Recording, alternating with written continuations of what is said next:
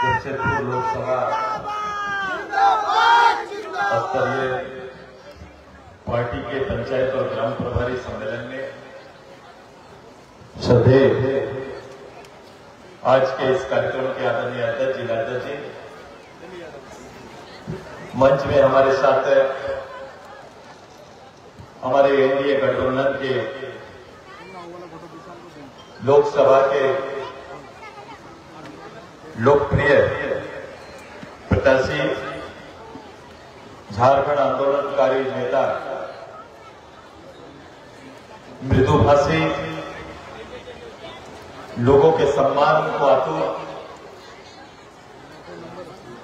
एक क्षेत्रीय चेहरा राष्ट्रीय पटल पर जिन्हें देखकर हम कह सकते हैं वो हमारे आदरणीय विद्युत वरण महतो जी का मैं हार्दिक स्वागत करता हूं, अभिनंदन करता हूं। इतना ही प्यार मिलेगा।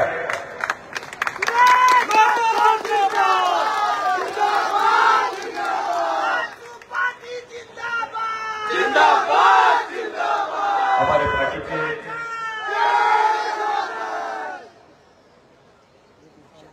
युवा नेता शंकर सिंह, राज्य के पूर्व मंत्री, जुगसराय के लोकप्रिय नेता, प्रदेश के पार्टी के प्रधान महासचिव आदरणीय रामचंद्र सहित जी का हार्दिक स्वागत है, अभिनंदन है। अभिनंदन है हमारे लोकसभा के प्रभारी आदरणीय सपन सिंहदेव जी का, आदरणीय लोकसभा प्रभारी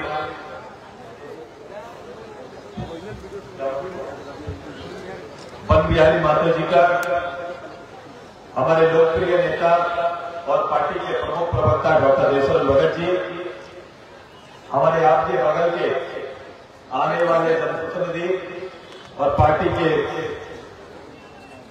जनरल सेक्रेटरी हरिलाल महतो जी,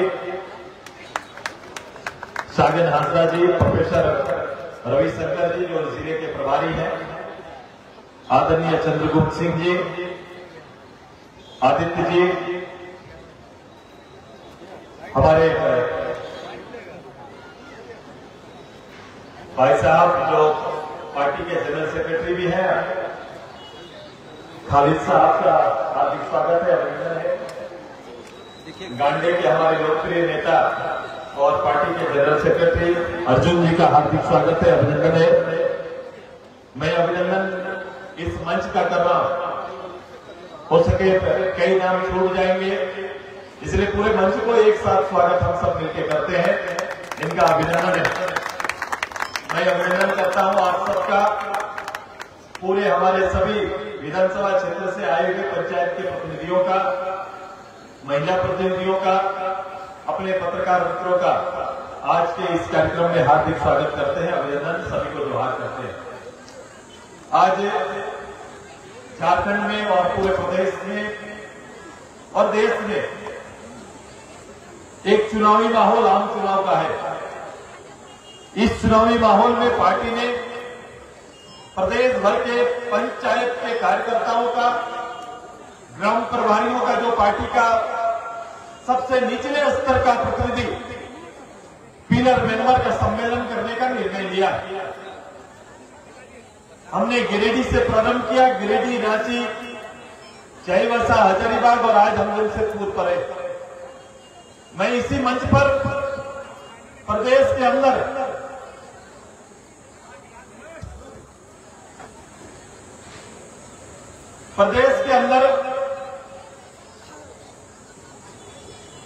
पार्टी के सक्रिय कार्यकर्ताओं का इस राज्य के प्रति अपनी राजनीतिक चुनौती, वर्तमान परिप्रेक्ष्य में राज्य की राजनीति को एक दिशा देने के उद्देश्य के साथ संपूर्ण गांव और नगर इकाई पर यह कार्यक्रम करने का निर्णय लिया है। आजाद झारखंड के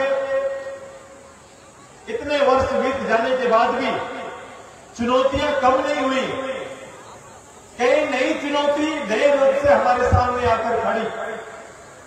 जहां इस राज्य के संकल्प को पूरा करना हमारा दायित्व है, वहीं वर्तमान चुनौतियों का भी समाधान हम मिलकर चाहते हैं। मैंने कहा आम चुनाव का समय है, पूरा देश इस चुनौती को दो पक्ष और दो विचारों के आधार पर देख रहा है। हम अपने प्रदेश के अंदर भी जो हमारे भारतीय जनता पार्टी और राजसू के संयुक्त रूप से विधानसभा चुनाव में ना आना एक अवसर सामने कांग्रेस और झारखंड मुक्ति मोर्चा जैसे पार्टी और दल को मिला है, जो पूर्णतः बहुमत के साथ सत्तारूढ़ हुए हैं। मुझे काफी तकलीफ होती है कि लोग राजनीति में जुड़ाव तुष्टीकरण की राजनीति के आधार पर तो कर लेते हैं, लेकिन राज्य की आवश्यकताओं की पुष्टि नहीं कर पाते। जनमानस की आवश्यकताओं की पूर्ति के लिए उनका कोई भी निर्णय सार्थक नहीं हो पाता, और ये ऐसा इस प्रदेश के साथ होता रहा है। इस प्रदेश में राजनीतिक दल राज्य के लोगों के लिए अपना नेतृत्व संभालते हैं, वहीं इसी प्रदेश में झारखंड मुक्ति मोर्चा जैसा पार्टी अपने परिवार के लिए नेतृत्व करने के लिए सामने आता है।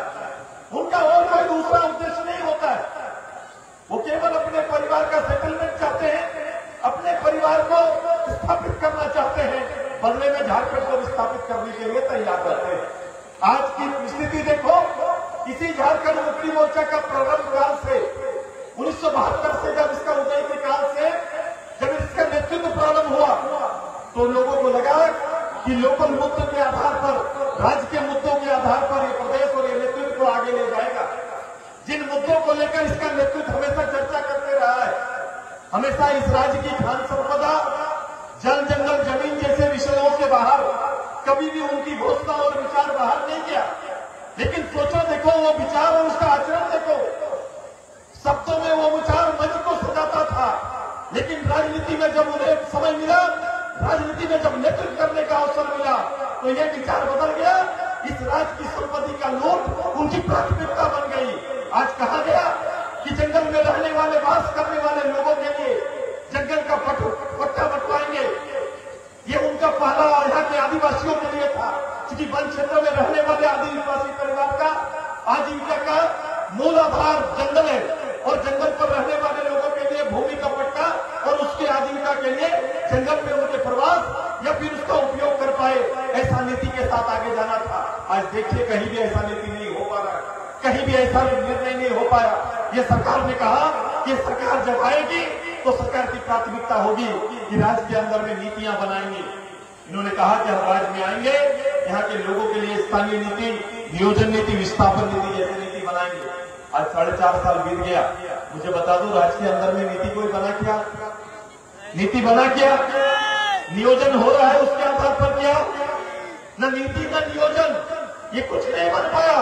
आज देखो, इस प्रदेश में अगर कहीं पर कॉन्ट्रैक्चुअल सर्विस भी दे रहे हैं, जो सरकार कह रही थी कि हम आएंगे साल में 5 लाख नौकरी देंगे, कहा था कि नहीं कहा था? 5 लाख नौकरी देंगे। ये 5 लाख नौकरी मैंने पिछले हाउस में उनको कहा कि आपके 4 साल हो गए और अभी तक केवल सरकारी और कॉन्ट्रैक्ट मिलकर केवल 8,000 नौकरी ही सरकार दे पाई। ये 50,000 का आंकड़ा ना पा पाएंगे, मैंने इनके मुख्यमंत्री को कहा था। आज स्थिति देखो कि ये केवल नीति न रहने के कारण इन्हीं की सरकार में जो भूमिपुत्रों की बात करती है, भूमि की बात करती है, बाहरी लोगों को कहीं न कहीं उत्तर प्रदेश के लोग आज खेल प्रभारी भी बनकर जिला में आकर वो काम करना प्रारंभ किए। ऐसा किसी प्रदेश में होता नहीं। ऐसे कोई सरकार की प्राथमिकता अगर रहती तो ये कभी आपको देखने को नहीं मिलता। लेकिन इस सरकार की प्राथमिकता ये नहीं है। सरकारी संसाधन और संरक्षण में यहाँ के खान संपदा का दोहन इसकी प्राथमिकता बना हुआ है। आज के दिन में इनका चाहत यहाँ का कोयला, लोहा और बालू और गिट्टी है। इससे ज्यादा झारखंड के आम गरीब लोग इस सरकार को मचाने लगे कि भारत सरकार फंड नहीं दे रही। इन्होंने कहा तब हम अबुआ आवास लेके आएंगे। ये अबुआ आवास लेके आए। मैंने कहा कि ये अबुआ आवास आपका आज के दिन में बबुआ आवास बन गया है। ये बबुआ आवास बन गया है अब वो आवास में आपने हमारे वैधानिक जो मेरा सिस्टम ग्राम सभा में हमारा था, जो आदिवासी और हमारे पिछड़ा लोगों के लिए गांव में ग्राम सभा का सिस्टम झारखंड के अंदर है, आपने ग्राम सभा को कमजोर कर दिया। ग्राम सभा में कोई भी प्रधान निर्णय लिया और उस निर्णय को वीडियो ने नहीं माना। ग्राम प्रधान का निर्णय को वीडियो ने नहीं माना। वीडियो ने मनमानी से आवास ने अपना नाम दिया है और आवास उसी को मिल रहा है। मैं बबू आवास क्यों बोला? ये बाबू लोग का आवास हो गया। सरकारी बाबू तय करेंगे, ये प्रधान तय नहीं करेंगे। सरकारी बाबू तय करेंगे कि जिसका झोली जितना भारी होगा उसके नाम पर आवास आएगा और गरीब लोग। मैं अभी आ रहा था और 2-3 दिन 4 दिन से प्रसार चल रहा है कि भाई न्याय उलगुलान रैली, क्या ऐसे क्या है? महारैली उलगुलान न्याय रैली। ये उलगुलान क्रांति का प्रतीक है, उसी का नाम समझना चाहते हैं कि भाई आप लूट का छूट करो। यहाँ झारखंड में कोई भी लूटे उसके खिलाफ में कोई कार्रवाई नहीं होना चाहिए। यही मन से बोलने के लिए वो लोग आ रहे हैं, यही न्याय चाहते हैं, इसके लिए उलगुलान चाहते हैं कि वो चाहते हैं कि जमीन कोई भी लूट सकता है, कहीं भी लूट सकता है, किसी का जमीन कोई भी किसी नाम से ले सकता है। इसका छूट चाहिए ताकि इस छूट के साथ हम अपना लूट का काम जारी रखें। ये सरकार उसका इजाजत मांगने के लिए पूरा देश का नेता को आज रांची में बुलाया है। इससे बड़ा और कुछ नहीं। अब बताओ